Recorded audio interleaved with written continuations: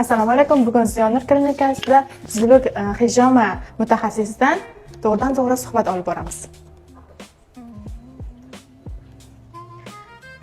Assalomu alaykum, Umida opa, yaxshimisiz? Bugun sizdan tuziluk haqida ma'lumot olmoqchi edik. Bu bemorlarimizga katta foyda keltiradi degan umiddamiz. Marhamat. Bizda zuluk, nafaqat zuluk, hijoma massaj turlari bor.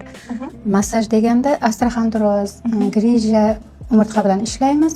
Bosh miyada davleniya oshishini hisobiga mana zuluklardan qo'llaymiz. Hijoma qon bosimini tushirib berish uchun, tanani yengil qilish uchun qilinadi. Asosan hijoma yengillik hisoblanadi. Bosh miyaga qon aylanishini yaxshi yetkazib beradi, tanada yangi qon ishlab chiqarishini yaxshilaydi. Shu qon aylanishini kровообращение yengil qiladi odam. Zuluk o'zidan ferment jo'natadi. Zuluk tanadagi qonni tarkibini boyitadi, filtrlaydi.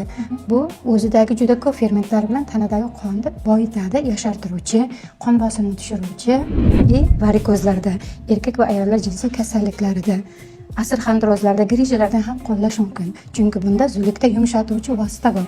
Shu qotib turgan joyga qo'ysangiz, o'sha joyni yumshatib, keyin qon so'rib oladi. Tushundingizmi? Rahmat.